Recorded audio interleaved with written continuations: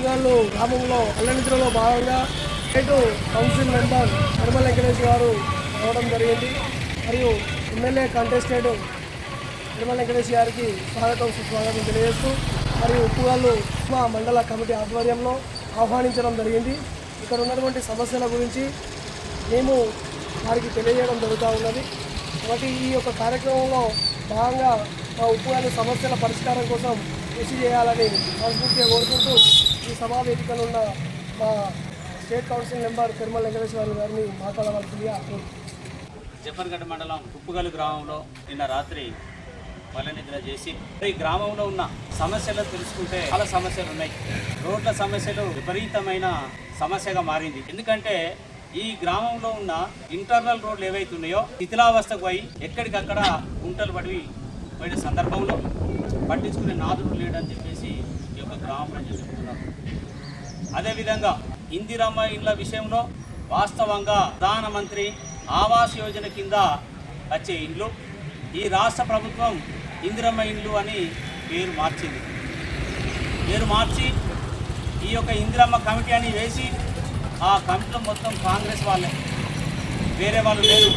వాస్తవంగా ఆ కమిటీ గ్రామసభ పెట్టి గ్రామసభలో ఆ కమిటీ ఎన్నుకొని ఆ కమిటీ ద్వారా నిజాయితీగా ఎవరైతే పేదవాళ్ళు ఉన్నారో వాళ్లకు అర్హతకు సంబంధించి వారిని సెలెక్ట్ చేసి ఇవ్వాల్సిన పరిస్థితి ఇక్కడ జరగలే. ఈ యొక్క గ్రామంలో కాదు, ఈ నియోజకవర్గంలో ఉన్న 7 మండలాలు అన్ని గ్రామాలలో ఇదే పరిస్థితి. నియోజకవర్గం మొత్తం తిరిగినప్పుడు వాళ్ళందరూ చెప్తున్నారు ఇందిరమ్మ ఇళ్ల విషయంలో చాలా అవకతవకలు జరిగినాయి. మరి ఈ రాష్ట్ర ప్రభుత్వం ఏం చేస్తున్నదో అర్థమైతే లేదు. ముఖ్యమంత్రి గారు అయితే ఎక్కడ అన్యాయం జరిగినా ఇందిరమ్మ ఇళ్ల విషయంలో ఏదో ఇబ్బంది జరిగినా నాకు తెలియజేస్తే ఖచ్చితంగా తెలియజేస్తామన్నారు. అయ్యా రేవంత్ రెడ్డి గారు, మరి ఇక్కడ మీ ఎమ్మెల్యేనే కదా, కడియం శ్రేయర్ గారు ఇక్కడ ఎమ్మెల్యే, మరి ఆయనకు తెలియదా? ఒక సమావేశంలో ఒక పేదరాలు నాకు ఇల్లు రాలేదని చెప్పేసి ఆమె కాళ్ళు పట్టుకున్నారు. కనీసం ఆమెను చేతులతో పైకి లేపడానికి కూడా మీ ఎమ్మెల్యేకు మరి అలాంటి ఎమ్మెల్యే గారు మరి ఇక్కడ జరుగుతున్న అవకతవకల గురించి పట్టించుకోలే. కాంగ్రెస్ పార్టీకి సంబంధించిన వారికి మాత్రమే అనర్హులకు, కాంగ్రెస్ పార్టీలో అర్హులకు పెట్టినా పర్వాలేదు కానీ అనర్హులకు ఈ ఇందిరమ్మ ఇళ్లను పెట్టేసి అర్హులైన వారికి అన్యాయం చేయడం జరిగింది. ఈ విషయంలో తప్పనిసరిగా అధికారులు పట్టించుకొని ఎక్కడైతే అన్యాయం జరిగిందో అక్కడ ఖచ్చితంగా న్యాయం జరిగేంత వరకు చర్యలు తీసుకోకపోతే ఖచ్చితంగా ప్రభుత్వ అధికారులు పెట్టబడతాం, ధర్మాలు చేస్తాం, రాజకీయం చేస్తాం. ఈ యొక్క ఇళ్ల లబ్ధిదారులకు అర్హులైన వారికి న్యాయం జరిగేంత వరకు ఖచ్చితంగా పోరాటం అని కూడా ఈ సందర్భంగా తెలియజేస్తున్నాం.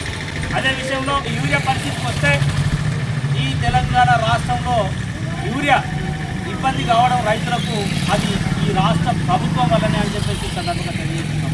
ఎందుకంటే ఈ రాష్ట్రానికి ఎంతైతే అవసరం ఉంటుందో యూరియా, మరి రైతులు ఇబ్బంది పడకుండా ముందే కేంద్రానికి ఇండెంట్ పెట్టి ఇండెంట్ ద్వారా తెప్పించుకోవాల్సిన యూరియా వీళ్ళు తెప్పించుకోకుండా కేంద్ర ప్రభుత్వం మీద నెపం నెడుతున్నారు, కేంద్ర ప్రభుత్వాన్ని బదనాం చేస్తున్నారు.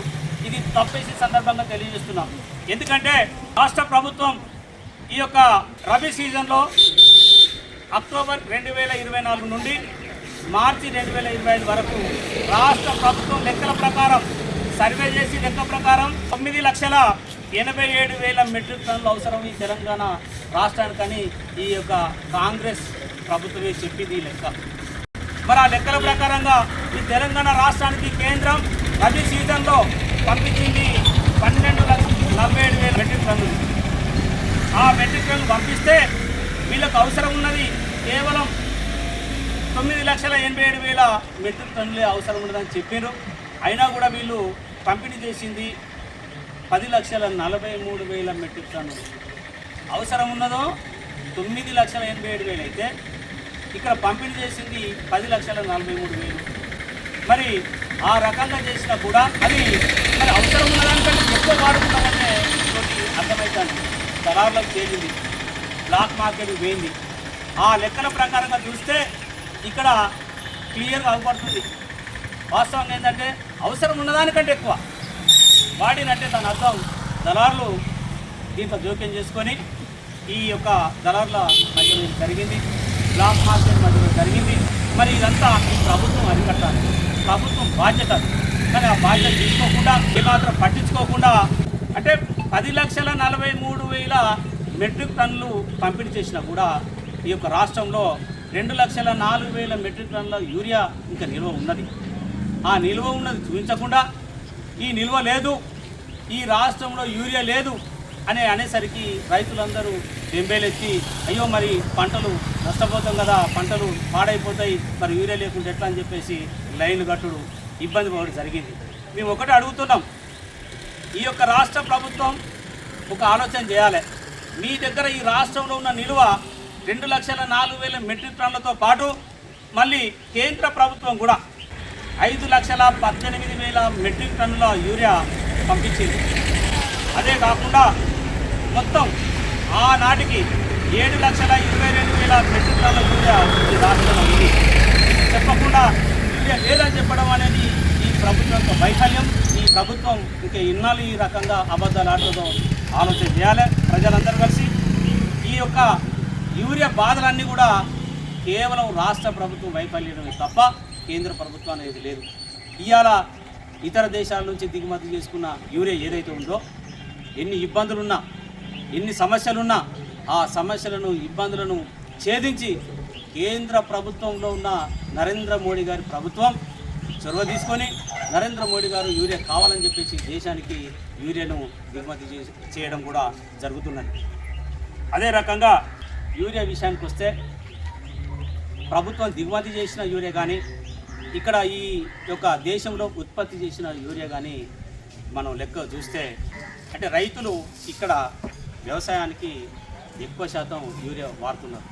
అంటే శాస్త్రజ్ఞులు చెప్పే ప్రకారంగా ఎకరానికి ఎంతైతే వాడాలనో అంతకంటే ఎక్కువ యూరియా వాడుతున్నారు. దానివల్ల భూసారం దెబ్బతింటున్నది. ఈ పంటకు ఉపయోగపడే క్రిములు కూడా చనిపోవడం జరుగుతుంది. దానివల్ల పంట నష్టం వచ్చే ప్రమాదం ఉన్నదని చెప్పేసి శాస్త్రజ్ఞులు చెప్పినా కూడా తెలంగాణ రైతులు ఎక్కువ యూరియాను వాడడం అనేది అది సమంజసం కాదు. ఎందుకంటే మీకే నష్టం, పంట నష్టం జరుగుతుంది కాబట్టి ఎకరానికి ఎంతైతే యూరియా వాడాలో అంతే వాడాలి. ఇవాళ దేశంలో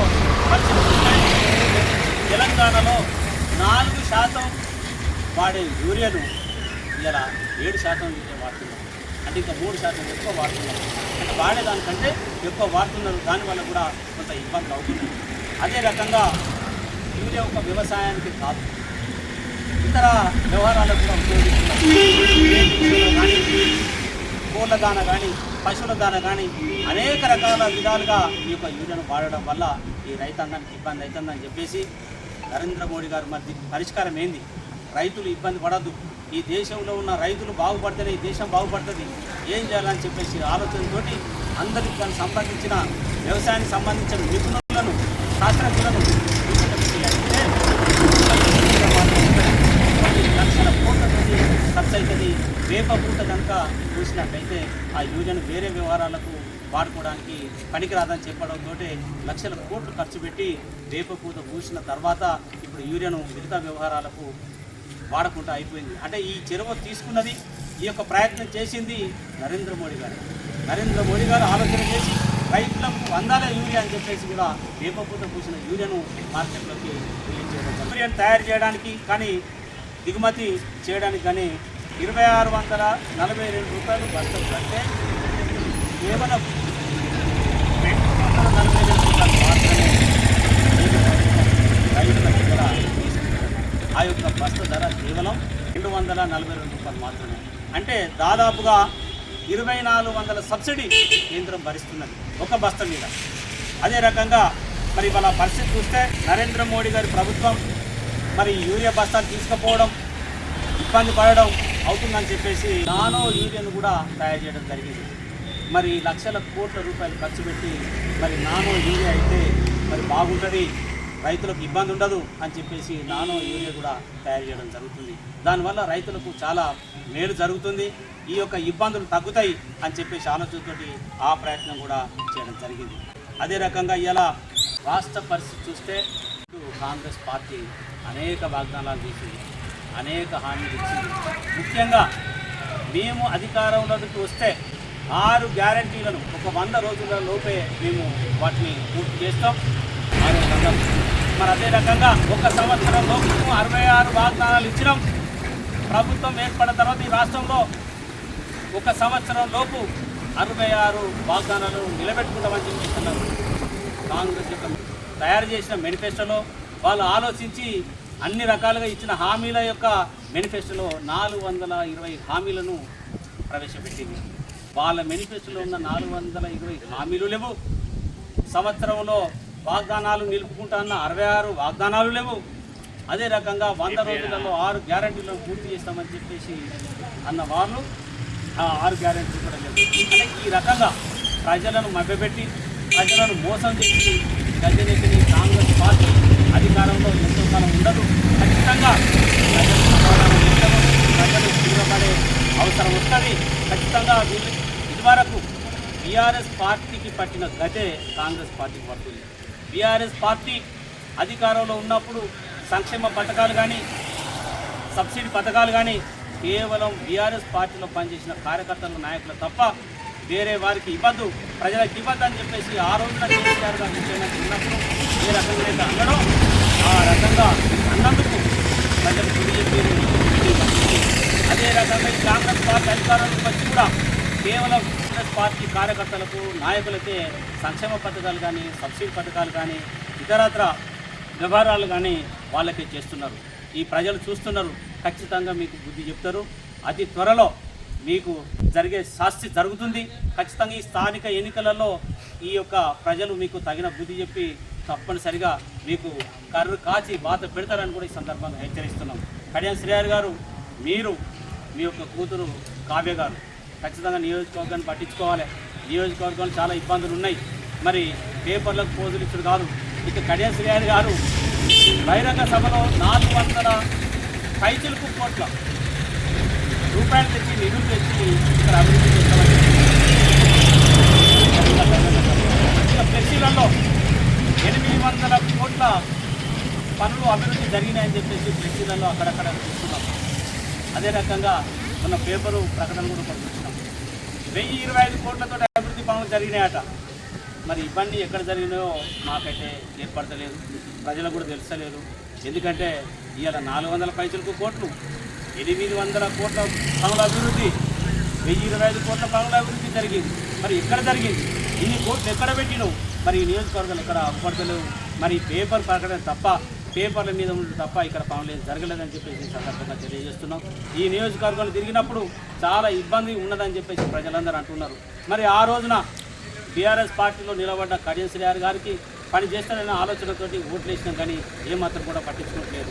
ఇంకొక అబద్ధం కూడా ఆడుతున్నాడు కడియం శ్రీహరి గారు. నేను అధికారంలోకి ఉన్న పార్టీ వస్తేనే అభివృద్ధి జరుగుతుందని చెప్పేసి అన్నారు కదా. మరి అలనాడు ఈ బీఆర్ఎస్ పార్టీ అధికారంలో ఉన్నప్పుడు కూడా మీరు ఉప ముఖ్యమంత్రి పదవి చేపట్టింది కదా, అక్కడ కూడా మీరు నాయకుడికి ఉన్నారు కదా. మరి నియోజకవర్గానికి అప్పుడు ఎందుకు అభివృద్ధి చేయలేదు? అదైనా కూడా మీరే బహిరంగ సభలో ఒప్పుకున్నారు. ఈ 15 సంవత్సరాల నుంచి ఇక్కడ అభివృద్ధి జరగలేదని. ఆ 15 సంవత్సరాలు కూడా అధికారంలో బీఆర్ఎస్ పార్టీ ఉన్నది.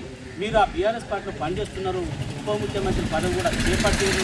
మరి మీరు మీద ఒప్పుకున్నారు.